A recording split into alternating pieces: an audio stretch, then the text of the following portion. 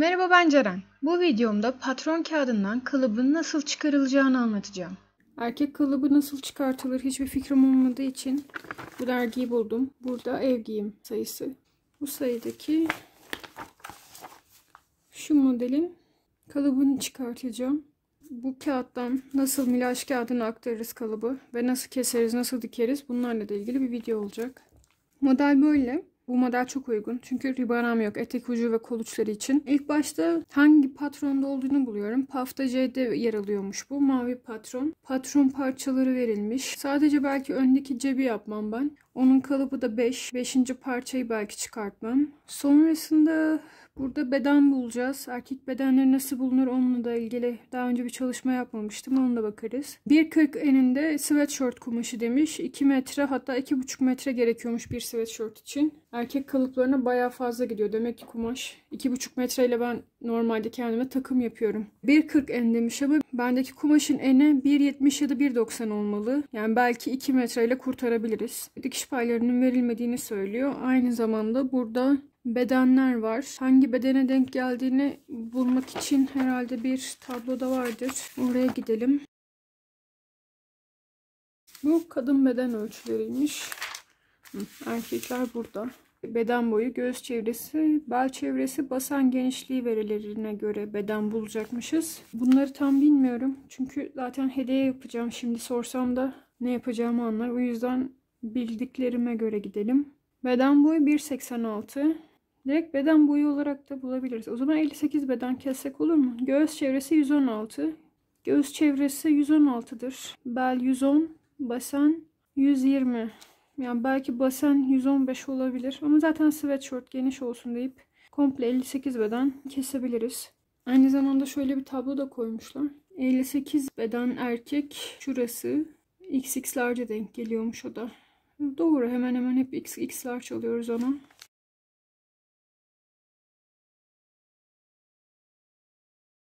A, B ve C'de 4 tane haftayı aynı kağıtta veriyorlar. Ben C ile A'yı ayırdım.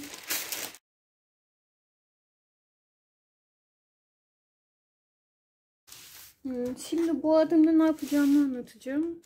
C'yi açtım. Şöyle göstereyim. Pafta olan C'yi açtım.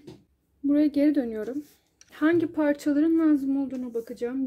Mavi 1'den 5'e kadar parçaları alacağım. 5'i almamayı düşünüyorum. Şu cebi yapmam. 1, 2, 3, 4 parçalarını kağıdımıza aktaracağız. Bunlardaki 58 bedeni. 58 beden şöyle göstermişler. Eşit çizgiler. Şu kalıpta bu çizgileri arayacağız.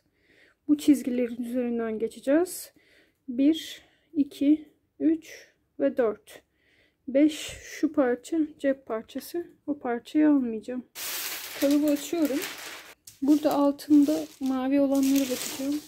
Burada hiçbir mavi değil. Alttaki yazılar. O zaman öbür tarafta da diyorum. Ve kaçta gidiyorum.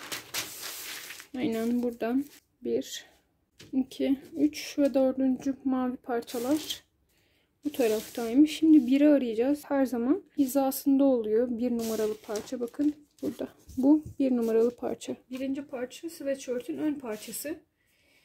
Böyle takip ediyorum. Burada böyle. Burası yaka, kol, raglan kol yapmışlar ve böyle gidecek. En büyüğün bir küçüğü olan bedeni takip edeceğiz biz zaten. Öyle takip etmek sanırım daha kolay olacak. Çiziklerdense en büyüğün bir küçüğünü biz alacağız. Bu köşeyi kağıtta sıfırlayacağım ki tekrar bir çizmek ya da kesmek gerekmesin. Hem de milaj kağıdını olabildiğince ekonomik kullanmış olalım. Bunu buraya sıfırlayacağım ve üzerine bir ağırlık koyacağım. Bu arada benim kullandığım milaj kağıdında alt taraf çok kolay görülüyor. Ama eğer sizin kağıdınız böyle değilse veya daha az görünüyorsa çıkartacağınız bedeni, mesela bu bedeni çıkartacaksınız. Buraya keçeli kalemle, siyahla özellikle keçeli kalemle bu çizgilerin üzerinden geçerseniz daha görünür olacaktır. Ama bende buna gerek kalmadı. Zaten yeterince altı görünüyor. Yakayı aktarmak için bir kabadura kullanacağım.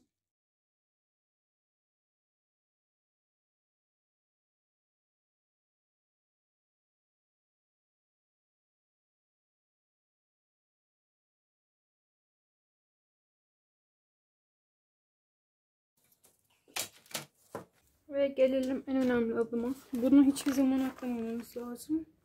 Birincisi iplik yönü. İkincisi bu parçanın hangi parça olduğunu muhakkak yazın.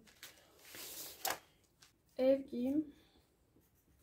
Erkek. 58 beden. Ön. No 16 demiş.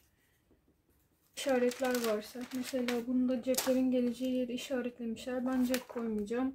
Kolun birleşme noktasıyla ilgili kalıpta 4 diye gösterdiyse buraya da 4'ü yazın mutlaka. Bu hangi ön beden kalıbı? Yine de bir yazalım bizde. Burası tamam. Bir sonraki parçaya geçiyorum. İkinci parça da bu. Burası. Böyle. Gidiyor. Şöyle geliyor. Ve burada tekrar birleştirdik. Yine çizilmesi ve kesilmesi gereken minimum alan bırakarak yerleştiriyorum kağıdı.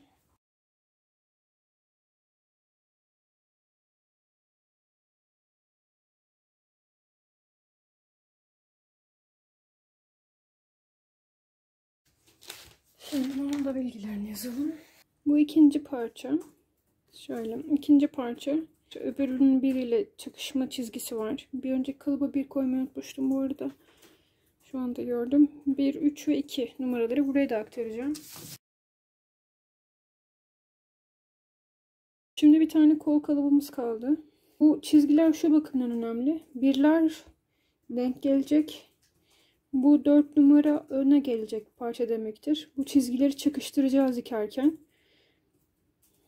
Üçler yine aynı şekilde bu 3 çizgisiyle bu 3 çizgisi de çakışacak dikerken. O yüzden bunları doğru yerde vermek çok önemli. Evet, bayağı büyük bir kalıp. Erkek bedeni kadın bedeninden daha büyük ama kalıpta bu kadar fark olduğunu hiç bilmiyordum. Yani 2 tane kadın, yani benim 2 kolum kadar bir kalıp şu anda. Yani ben bu kol kalıbıyla kendime elbise çıkartabilirim sanırım. O kadar büyük.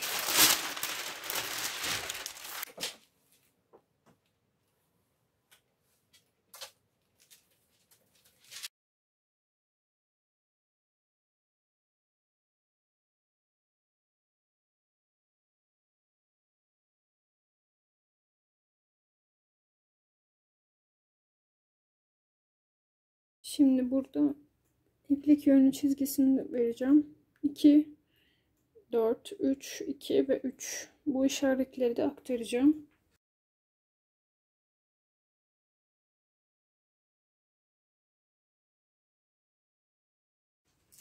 Şimdi 4'ü öreceğiz.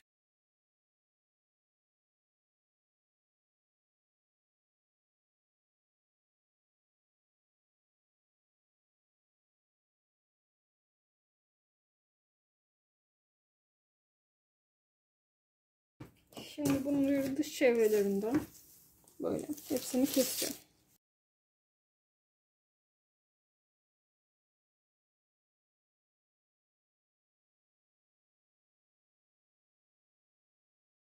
Bu videoda çıkardığım kalıpla bir sonraki videomda bir sweatshirt dikeceğim. O videoda görüşmek üzere. Hoşça kalın.